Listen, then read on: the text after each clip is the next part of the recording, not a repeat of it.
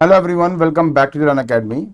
देखिए, आपने already thumbnail में देख ही लिया है कि आज के लेक्चर के अंदर हम क्लास 10th आईसीएससी केमिस्ट्री का जो चैप्टर नंबर 5 है, दैट इज मोल कंसेप्ट, उसके बी पार्ट को डिस्कस करने वाले हैं। और आज के लेक्चर के अंदर हम ये जो चार आपके टॉपिक्स हैं इनको हम डिस्कस करेंगे। एंड ऑफ कोर्स ये जो सेकंड टॉपिक है आपका, दैट इज रिलेटिव मॉलिक्यूलर मास या मॉलिक्यूलर वेट, इसके रिलेटेड एक न्यूमेरिकल भी आपको कराऊंगा ताकि आपको समझ में आए कि उसको कैसे कैलकुलेट करते हैं। हाँ, हम थोड़ा सा इसके इन डेप्थ थोड़ी सी स्टडी हम करेंगे ताकि हमें एक्चुअली में पता होना चाहिए कि ग्राम एटॉमिक मास एग्जैक्टली होता क्या है, और या फिर ग्राम मोलिकुलर मास क्या होता है, क्योंकि कई बच्चों को अभी भी इस चीज में कभी ना कभी थोड़ी बहुत मतलब ज्यादा कंफ्यूजन रहती है। तो आई ट्राई कि मैं आपको इस वीडियो के अंदर अच्छे से एक्सप्लेन कर दूं कि ये ग्राम एटॉमिक मास होता क्या है एक्चुअली में, और अगर मुझे कैलकुलेट करना हो तो कैसे कैलकुलेट किया जाता है। सब हम डिटेल्स जो है इसकी हम स्टडी करने वाले हैं आज इस वीडियो के अंदर। तो अगर आप इस चैनल पे नए हैं तो पहले तो इस जल्दी से चैनल को सब्सक्राइब कर लीजिए। वीडियो पसंद आती है तो लाइक करें, शेयर करें अपने फ्रेंड्स के साथ। और हाँ, ऊपर जितने भी चैनल और जो पेजेस दिए गए हैं उनके जो लिंक्स है डिस्क्रिप्शन बॉक्स में डाल दिए हैं। तो बिना कोई टाइम वेस्ट किए चलिए शुरू करते हैं।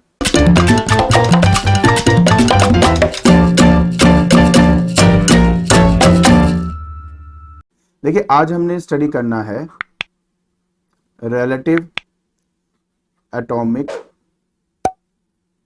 मास के बारे में, और इसी को एटॉमिक वेट भी कहते हैं। एटॉमिक वेट हम इसी को ही कहते हैं।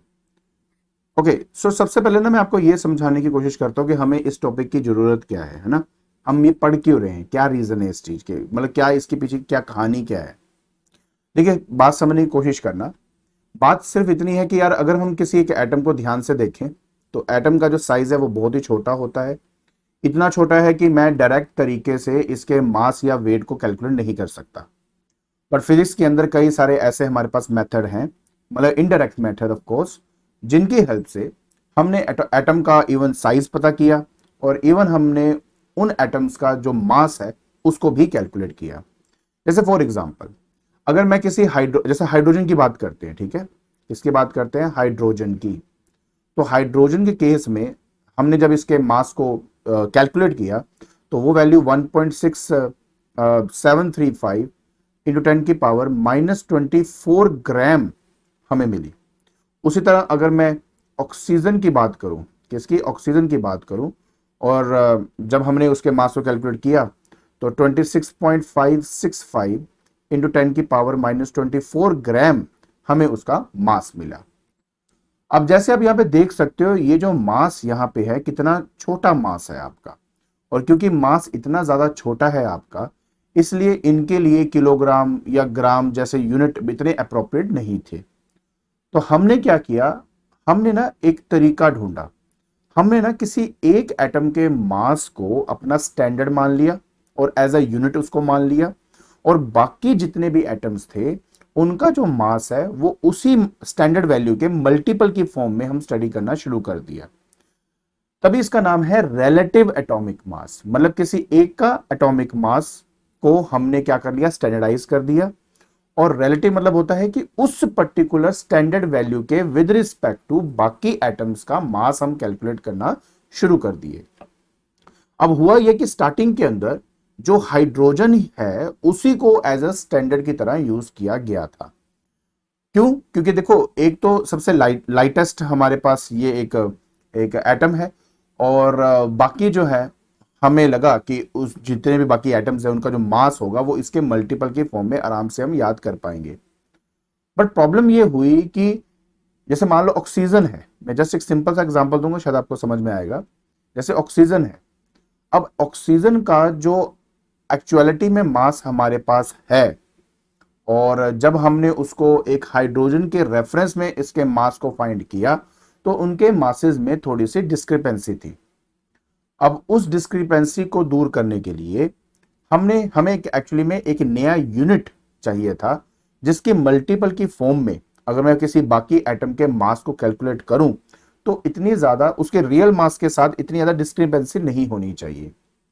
इसलिए 1961 के अंदर हमने एक अपना स्टैंडर्ड इंट्रोड्यूस किया, और एक स्टैंडर्ड यूनिट इंट्रोड्यूस किया जिसको 1 AMU मतलब 1 एटॉमिक मास यूनिट बोला जाता है।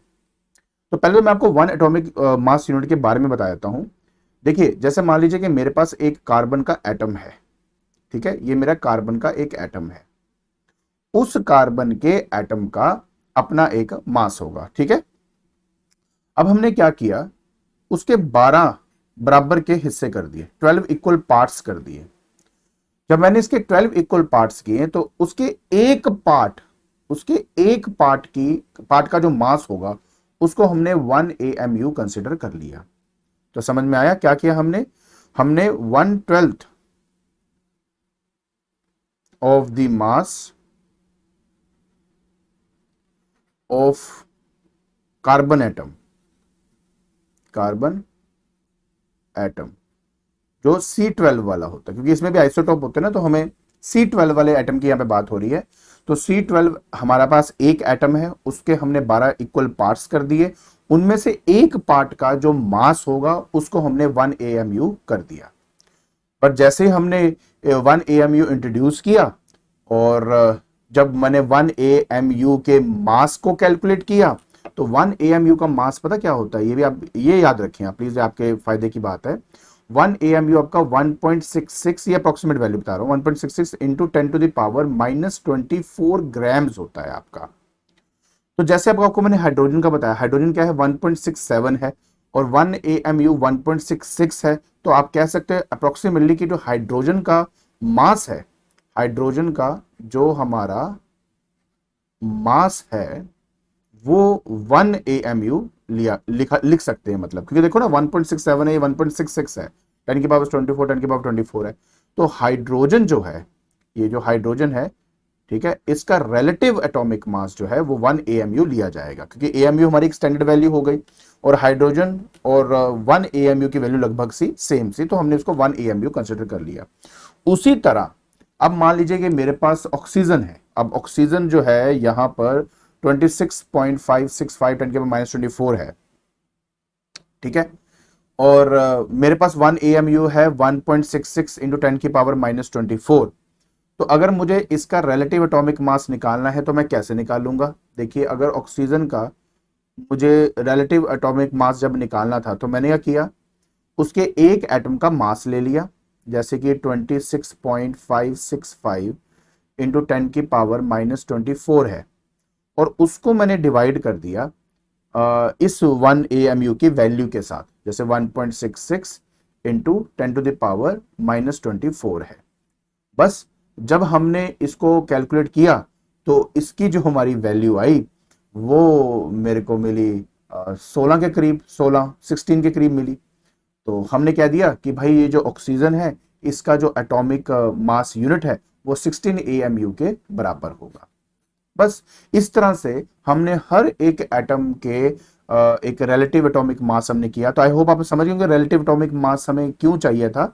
मैं एक बार फिर से आपको बता देता हूं बेटा, बात सिर्फ इतनी है कि मेरे पास एटम का जो साइज है वो बहुत ही छोटा होता है, और उनको स्टडी करने के लिए हमें कोई यूनिट चाहिए था, एक ऐसा यूनिट चाहिए था जिसके रेफरेंस में बाकी सबके वेट्स को मैं लिख सकूं। हमने हाइड्रोजन का किया, बट हाइड्रोजन के साथ जब हम बाकियों के मासेस को कैलकुलेट कर रहे थे तो काफी डिस्क्रिपेंसीज आ रही थी हमारे पीरियोडिक टेबल बनाते वक्त भी। इसलिए हमने क्या किया कि हमने एक ऐसे यूनिट की रिक्वायरमेंट थी जो ज्यादा डिस्क्रिपेंसी क्रिएट ना करे एक्चुअल जो उसके वेट है उसके रेफरेंस के हिसाब से। तो हमने कार्बन का 1/12 पार्ट का मास कैलकुलेट किया, यार वो तो मल्टीपल्स बनने लगे और हमारा बड़ा सिंपल से सबका हमने जो मास है वो लिखना शुरू कर दिया। अब कैसे लिखते हैं वो मैंने आपको बता दिया, बट इसका एक फॉर्मूला भी है, अगर आप फॉर्मूले के हिसाब से करना चाहो तो वो भी कर सकते हो। तो रिलेटिव एटॉमिक मास, ठीक है, एटॉमिक मास अगर आपने इसको कैलकुलेट करना है तो पहले तो आपको चाहिए mass of one atom of that element, one atom of the element. जैसे मैंने अभी ऊपर देखो ऑक्सीजन का लिखा हुआ है, ये इसका मास है, तो मैंने ऊपर लिखा था। डिवाइड करना है 1/12 the mass of one C12 atom, ठीक है, जो मैंने अभी बताया ये जो है ये वाली की बात हो रही है, ठीक है। तो अगर आप ये फॉर्मूला लगाते हो तो आपको आसानी से आपका एटॉमिक मास जो है वो कैलकुलेट हो जाएगा, और किसी का भी आप आसानी से कैलकुलेट कर सकते हो। आई होप आपको ये वाला जो पार्ट है वो अच्छी तरह समझ में आ गया होगा। गुड, चलिए आगे देखते हैं। देखिए, अब हम बात करेंगे फ्रैक्शनल एटॉमिक मास के बारे में। एटॉमिक मास के बारे में, ठीक है। क्या चीज है यार ये? मैं तुम्हें एक सिंपल सा एग्जांपल से इस चीज की शुरुआत करता हूं। जैसे मान लीजिए कि मेरे पास यहां पर क्लोरीन है, सपोज। क्या है? क्लोरीन। अब क्लोरीन का जो एटॉमिक नंबर होता है वो 17 है, और जो मास नंबर है वो 35.5 हमें मिलता है। अब सवाल ये है कि अगर मैं ये कहता हूं आज की डेट में कि मेरा जैसे मान लो ऑक्सीजन है। अब ऑक्सीजन का एटॉमिक नंबर जो है वो हमारा 8 है, और मास नंबर जो है वो हमारा 16 होता है। अब 16 मैंने क्यों लिखा? इसका मतलब ये है कि इसका जो एटॉमिक मास है वो 16 AMU या 16 U से हम इसको रिप्रेजेंट करते हैं।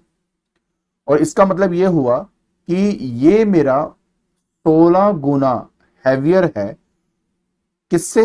1/12 part of the carbon C12 atom से। तो ये इस तरह से इसको समझा जाता है। लेकिन अगर मैं क्लोरीन की बात करता हूं, क्लोरीन में तो 35.5 है, बट एक्चुअलिटी के अंदर क्लोरीन जो है उसका जो एटॉमिक मास है या एक एटम का जो मास है वो 35.5 U नहीं होता है। अब हम क्या बात करने वाले हैं? देखिए, बात सिर्फ ये है कि अगर मैं क्लोरीन की बात करूं तो क्लोरीन के दो आइसोटोप्स होते हैं। एक जो है वो है हमारे पास दैट इज 1735, और दूसरा होता है क्लोरीन का दैट इज 1737। और ये दोनों के दोनों नेचर के अंदर एक फिक्स प्रपोर्शन में, एक फिक्स कंपोजिशन में हमें मिलते हैं। जैसे कि अगर क्लोरीन में क्लोरीन 35 वाली की बात करूं, उसका अबंडेंस मतलब वो कितना एग्जिस्ट करता है। और अगर मैं 37 वाले की बात करूं तो इनकी जो प्रपोर्शन है वो फिक्स होती है, दैट इज 3:1 की इनकी जो प्रपोर्शन है ना वो फिक्स है। मतलब ये कि अगर मेरे पास क्लोरीन है तो उसमें 3 भाग हमें 35 वाला आइसोटोप मिलता है, उसमें एक भाग जो है वो आपका 37 वाला जो है क्लोरीन का हमें एटम मिलता है। ये दोनों क्या है? आइसोटोप्स हैं। आइसोटोप्स क्या होते हैं? Same atomic number but different mass number. तो ये आइसोटोप्स हैं आपस में। तो अब हमने क्या किया, इन दोनों को अपने पीरियोडिक टेबल के अंदर फिट करने के लिए हमने इन दोनों का एवरेज निकाल लिया इनके एग्जिस्टेंस के हिसाब से। मतलब ये कि देखिए, अगर मैं यहां पे एवरेज रिलेटिव मास की बात करता हूं, रिलेटिव एटॉमिक मास अगर मैं कैलकुलेट करना चाहता हूं, तो मुझे पता है यार कि ये वाला जो है वो 3 भाग में मिलता है, और एक भाग जो होता है वो 37 वाला है। इसलिए मैंने क्या किया कि 35 को मल्टीप्लाई कर दिया 3 के साथ, और 37 को मैंने मल्टीप्लाई कर दिया 1 के साथ। ठीक है, ये इस प्रपोर्शन में एग्जिस्ट करते हैं हमारे पास। और डिवाइड बाय 4 कर देंगे, टोटल 4 भागों को मैं स्टडी कर रहा हूं। तो जब मैं इसको सॉल्व करता हूं तो मेरे पास 35.5 आया। तो बस फिर इसी वजह से हमने इस चीज को अपने क्लोरीन के ऊपर लिखना शुरू कर दिया। तो याद रखिए कि कभी कभार जो हमारा नंबर होता है वो उस पर्टिकुलर एटम का रिलेटिव एटॉमिक मास नहीं होता, वो कभी कभार एवरेज रिलेटिव एटॉमिक मास होता है, डिपेंडिंग अपॉन कि उनके कितने आइसोटॉप्स हैं, और वो जो आइसोटॉप्स आपके पास हैं उनकी अबंडेंस मतलब वो नेचर में कितना एग्जिस्ट करते हैं, किस प्रपोर्शन में, किस मतलब किस फिक्स्ड प्रपोर्शन में वो एग्जिस्ट करते हैं। ठीक है, तो उनके हिसाब से वो लिखा जाता है। बाकी एक बात आपको मैं ये भी बता देता हूं कि किसी भी आयन का जो मास होता है वो लगभग उनके पेरेंट एटम के मास के बराबर होता है। जैसे फॉर एग्जांपल अगर मैं आपसे एक बात करूं, मेरे पास मान लीजिए सोडियम है। ठीक है, अब सोडियम का एटॉमिक नंबर है 11। ठीक है, और आई थिंक इसका 23 इसका मास नंबर होता है। अब अगर मान लीजिए इनमें से मैं आउटर मोस्ट शेल से एक इलेक्ट्रॉन को अगर निकाल भी लूं तो ये बन जाएगा सोडियम दैट इज 1 पॉजिटिव। ठीक है, पॉजिटिव आयन बनेगा ये आपका। और अब अगर मैं इसके मास की बात करूं तो और इसके मास की बात करूं तो मतलब हम दोनों को लगभग सेम ले सकते हैं, क्योंकि जो इलेक्ट्रॉन निकल रहा है इलेक्ट्रॉन का मास बहुत ही कम होता है, और हम चाहें तो उसको इग्नोर कर सकते हैं। ठीक है, तो इसका मास और इसके बने हुए आयन का मास लगभग क्या होता है? सेम होता है। ठीक हो गया? चलिए, अभी तो हमने एटम की बात करी, अब हम मॉलिक्यूल की बात कर लेते हैं। तो अब हम बात करेंगे दैट इज रिलेटिव, ठीक है, मॉलिक्यूलर मास। मॉलिक्यूलर मास, अभी हमने एटम की बात करी थी और एक एक पर्टिकुलर एटम का in comparison to 1/12 of the mass of the carbon C12 कितना हैवियर है, हमने वो कैलकुलेट किया था। बस अब हम क्या करने वाले हैं, अब हम किसी मॉलिक्यूल के मास को कैलकुलेट करके AMU की फॉर्म में लिखेंगे, और उसका मतलब वही होगा कि 1/12 जो मतलब कार्बन का 12वां हिस्सा जो है उसका जो मास है उसके कंपेरेटिवली इस मॉलिक्यूल का कितना गुना ज्यादा मतलब वो मास होगा, मतलब कितना वो हैवियर होगा। तो देखिए हम कैसे इसको कैलकुलेट करते हैं, बड़े सिंपल एग्जांपल से शुरू करता हूं। मान लीजिए कि मेरे को ये पता करना है कि यार मेरे पास एक मॉलिक्यूल है H2SO4, ठीक है, और मुझे ये पता करना है कि ये जो मॉलिक्यूल का मास है वो मेरे स्टैंडर्ड वैल्यू के इन कंपैरिजन कितना हैवियर है। तो अब मैं कैसे करूंगा, बहुत ही ज्यादा सिंपल होता है।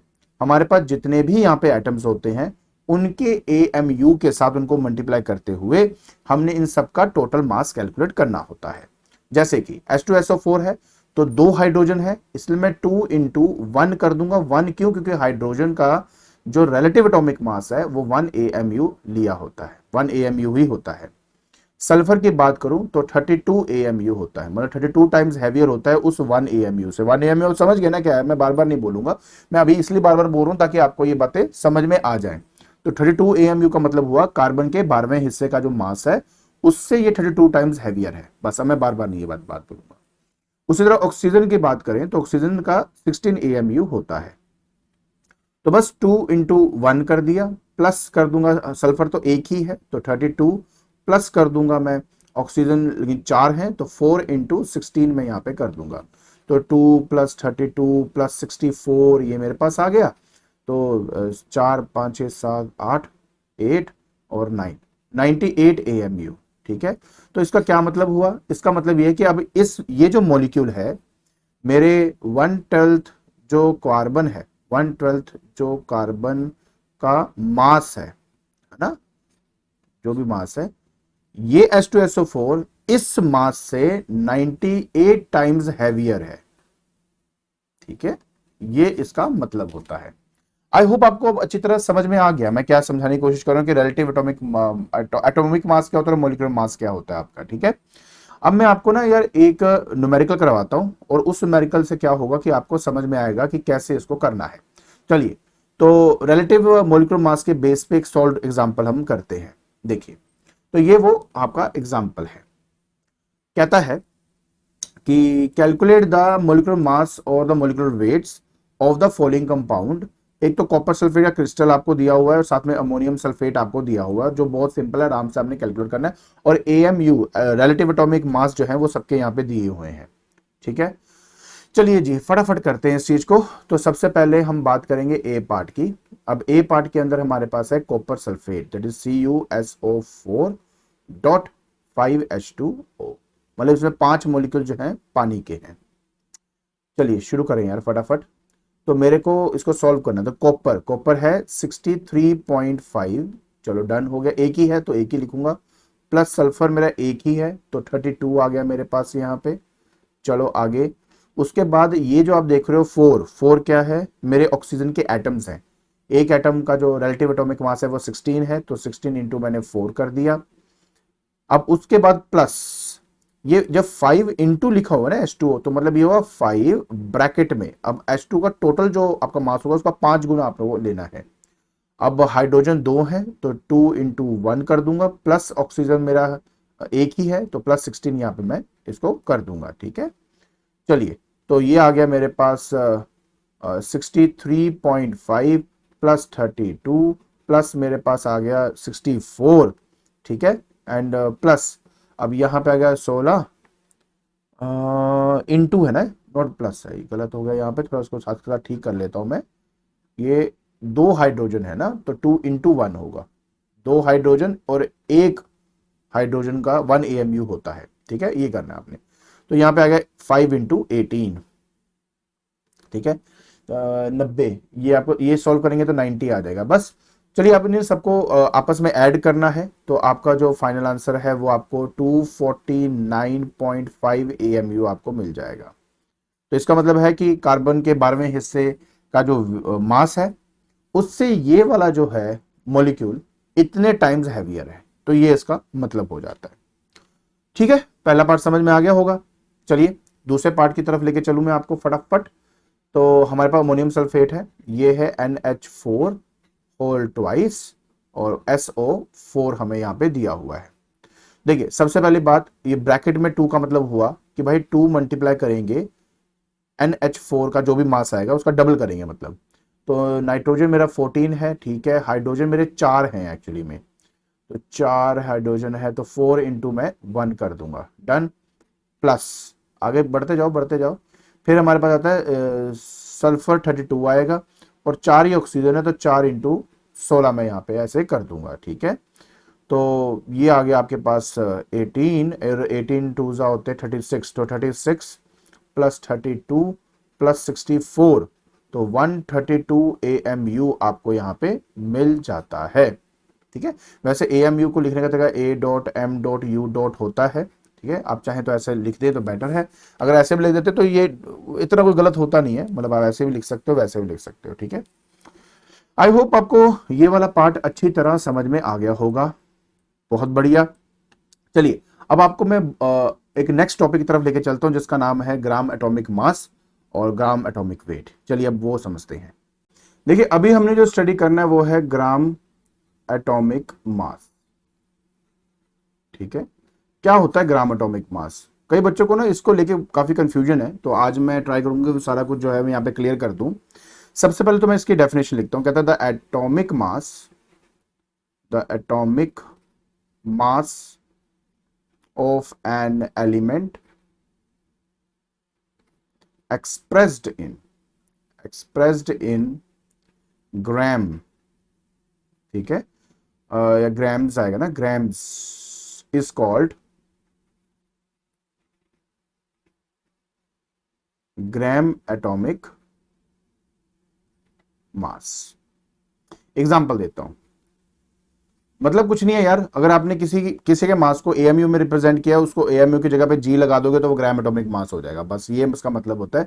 लेकिन मैं आपको और इसके इन डेप्थ कुछ बातें और बताऊंगा, पहले लिख देता हूँ फटाफट एग्जांपल दे देता हूँ। जैसे कि मान लीजिए ऑक्सीजन है, अब ऑक्सीजन का एटॉमिक मास अगर लिखूं तो वो 16 AMU होता है आपका, और इसी को अगर मैं ग्राम एटॉमिक मास में लिख दूं, जैसे 16 ग्राम अगर लिख दूंगा, तो इस चीज को बोला जाएगा ग्राम एटॉमिक मास, और इसका कोई मतलब नहीं होता।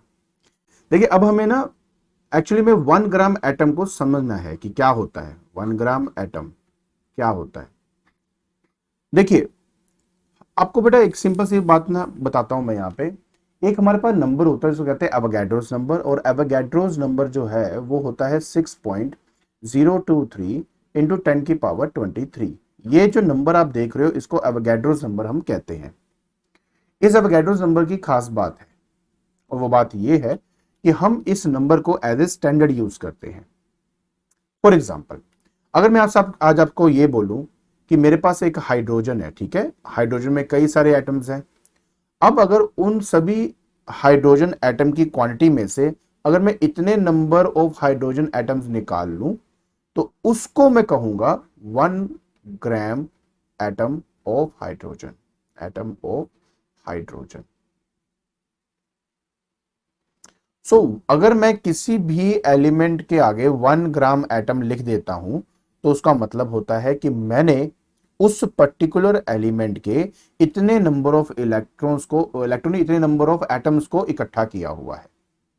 तो इतने नंबर ऑफ एटम्स के क्वांटिटी को स्टैंडर्डाइज करने के लिए हमने एक टर्म इंट्रोड्यूस किया 1 ग्राम एटम, फॉर एग्जाम्पल। और ये सबके लिए फिक्स रहेगा, सबके लिए फिक्स है। जैसे फॉर एग्जाम्पल मैं बता देता हूं, मान लीजिए कि मेरे पास मैग्नीशियम मैं यहां पे ले लेता हूं। अब उस मैग्नीशियम के अगर मैं 6.023 इंटू 10 की पावर 23 एटम्स अगर मैं ले लेता हूं, एक्चुअली ये 1 मोल के बराबर होता है। मोल कॉन्सेप्ट में मैंने बहुत डिटेल में इसको बताना है, इसलिए मैं ज्यादा नहीं अभी जा रहा हूं, अभी मैं सिंपल टू द पॉइंट समझाने की कोशिश कर रहा हूं कि अगर मान लो मेरे पास मैग्नीशियम है और मैग्नीशियम के इतने नंबर ऑफ एटम्स मैं इकट्ठे कर लूंगा तो उसको मैं कह सकता हूं 1 ग्राम एटम ऑफ मैग्नीशियम, ठीक है। अब सवाल यह होता है कि 1 gram atom of magnesium actually कितना उसका वेट है। अब वो वेट कैलकुलेट कैसे करते हैं वो मैं आपको समझा देता हूं, फिर आपको मैं लिंक बता पाऊंगा कि एक्चुअली में होता क्या है। देखिए जैसे मैं आपको मैग्नीशियम का एग्जांपल दिया तो मैंने कह दिया यार 1 ग्राम ठीक है, एटम अगर मैं मैग्नीशियम का ले लेता हूं तो भाई वो एक्चुअली में अवोगाड्रोस नंबर ऑफ एटम्स के वेट के बराबर होगा। तो देखिए 6.022 इंटू 10 या 23 भी ले लेते हैं, 22 भी ले लेता हूं, इंटू 10 की पावर 23 जो एटम्स है ना ऑफ मैग्नीशियम, ठीक है, जो इनका वेट होगा वही 1 ग्राम एटम ऑफ मैग्नीशियम का आंसर होगा। तो अब मैंने क्या किया, मैंने ये एक चीज तो स्टडी कर ली थी कि 1 AMU जो होता है वो मेरा 1.66 इंटू 10 की पावर -24 ग्राम के बराबर होता है, और मुझे निकालना है इतने एटम्स का मास निकालना है या वेट निकालना है। तो ध्यान से देखिए, अगर मैं एक मैग्नीशियम की बात करता हूं तो जो एटॉमिक मास है मैग्नीशियम का, एटॉमिक मास जो है मैग्नीशियम का वो होता है 24U। 24U का मतलब हुआ 24 इंटू 1.66 इंटू 10 की पावर -24 ग्राम। अब बात को समझना, जब मैं एक मैग्नीशियम का एटम लेता हूं, ठीक है, ये मेरा मैग्नीशियम का एटम हो गया, ये मेरा जो कार्बन का 1/12 वाला पार्ट था, ठीक है, ये वाला इस पार्ट से 24 गुना ज्यादा, 24 टाइम्स ज्यादा हैवियर होता है। तो इस पर्टिकुलर मैग्नीशियम का मुझे मास पता करना था एक एटम का, तो वो मेरे को इसको मल्टीप्लाई करके मिल जाएगा। अब 1 ग्राम एटम के अंदर इतने नंबर ऑफ एटम्स पाए जाते हैं, तो मुझे इस वैल्यू को इस वैल्यू के साथ मल्टीप्लाई करना पड़ेगा टू कैलकुलेट कि 1 ग्राम एटम ऑफ मास कितने ग्राम के बराबर होता है। सो अब यहां पे ध्यान से समझना यहां पे क्या हो रहा है। तो अगर मुझे 1 ग्राम एटम अगर अब फाइंड करना है मैग्नीशियम का, तो बस मेरे पास एक एटम का मास ऑलरेडी है, उसमें मुझे बस मल्टीप्लाई करना है 6.022 10 की पावर 23 को। अब जैसे ही मैं सॉल्व करता हूं तो मेरा आंसर अप्रोक्सीमेटली 24 ग्राम्स ही मिल जाता है। तो इसका मतलब क्या हुआ, इसका मतलब यह हुआ कि 1 ग्राम एटम ऑफ मेरे पास क्या है मैग्नीशियम, वो एक्चुअलिटी में मेरे 24 ग्राम का है। तो 24 ग्राम अगर मैं ले लेता हूं मैग्नीशियम का, है ना, तो वो मेरे 1 ग्राम एटम ऑफ मैग्नीशियम के बराबर होगा। उसी तरह अब मुझे AMU पता तो है ही है सभी के, जैसे मान लीजिए ऑक्सीजन है, ऑक्सीजन का हो गया 16 AMU है, राइट। तो अगर मैं मान लीजिए 1 ग्राम एटम ऑक्सीजन का अगर मैं फाइंड करूं, मतलब ऑक्सीजन है ना, ऑक्सीजन का अगर मैं फाइंड करूं तो वो 16 ग्राम के बराबर आएगा। तो ये मतलब होता है 1 ग्राम एटम का। तो मैं अब आपको फिर से एक बार थोड़ा सा इसको डिटेल में समझा दूं, ये क्या है। 1 ग्राम एटम के अंदर इतने नंबर ऑफ एटम्स आपके पाए जाते हैं। मुझे ये पता करना था कि यार 1 ग्राम एटम के हिसाब से अगर मुझे इसका वेट कैलकुलेट करना है तो वो किसके बराबर होगा। तो मैंने कहा यार 1 AMU इतने ग्राम का होता है, 24U एक एटम का मास है, उसको मैंने यहां मल्टीप्लाई किया। मल्टीप्लाई करने के बाद मुझे एक एटम का, एक मैग्नीशियम एटम का मास मुझे मिल गया। मैंने उस एक मैग्नीशियम एटम का के साथ मैंने ये नंबर ऑफ जो मेरे पास थे, नंबर जो एटम थे, इनको मैंने मल्टीप्लाई किया, तो मुझे टोटल मास मिल गया। तो 24 ग्राम मैग्नीशियम अगर मैं लेता हूं तो वो 1 ग्राम एटम ऑफ मैग्नीशियम कहलाया जाएगा। ठीक है, तो ये स्टैंडर्ड वैल्यू की तरह हम यूज करते हैं, खासतौर पे मोल कॉन्सेप्ट के अंदर, वहां पे आपको और डिटेलिंग में आपको मैं बताऊंगा। ठीक हो गया, समझ में आ गया, गुड। उसी तरह हम चाहें तो ये क्या मैंने अभी बताया आपको, ये मैंने समझाया है ग्राम एटॉमिक मास के बारे में। ठीक है, उसी तरह हम ग्राम मोलिकुलर मास भी लिख सकते हैं। तो ग्राम मोलिकुलर मास का मतलब क्या होगा कि कोई भी मोलिक्यूल का मास, ठीक है, मैं आपको अब उसके जो है ना डेफिनेशन की तरफ आपको लेके चलता हूं, थोड़ा आपको उसकी क्लैरिटी हो जाएगी कि क्या करना है आपने। तो देखिए, हम बात करेंगे अब ग्राम मॉलिक्यूलर मास के बारे में। ठीक है, वो एटम के बारे में था, ये मॉलिक्यूल के बारे में हो गया, बात एक ही है, कोई इतना डिफरेंस तो है नहीं है। कहते हैं the molecular mass molecular mass of a substance expressed in grams is called gram molecular mass। ठीक है जी। और इसी को ही मोलर मास भी कहते हैं, मोलर मास। ठीक है, इसको मोलर मास भी कहा जाता है आपका। क्लियर हो गया। उसी तरह जैसे मैंने आपको 1 ग्राम एटम के बारे में बताया था, उसी तरह हम 1 ग्राम मोलिक्यूल का क्या मतलब है ये भी जान लेते हैं। जैसे 1 ग्राम मोलिक्यूल, ठीक है, का मतलब क्या होगा। जैसे कि एग्जाम्पल के तौर पे समझाता हूं। मान लीजिए मेरे पास क्या है, पानी है, जैसे H2O हो गया। अब वो जो H2O है, इसका एक मोलिक्यूल का मास 16 AMU हमारे पास होता है, 16 गुना होता है। ठीक है। अब जैसे मैंने आपको कहा था, फिर से वही, अगर मैं 1 ग्राम मोलिक्यूल लेता हूं किसका, पानी का, तो उस स्टैंडर्ड वैल्यू का क्या आंसर होगा वो अब आप 2 मिनट में समझ जाओगे। तो वही मैंने किया कि सबसे पहले इसमें 18 AMU है, तो मैंने 18 into 1.66 into 10 to the power -24 gram से उसको मल्टीप्लाई किया। अब अगर मैं 1 ग्राम मोलिक्यूल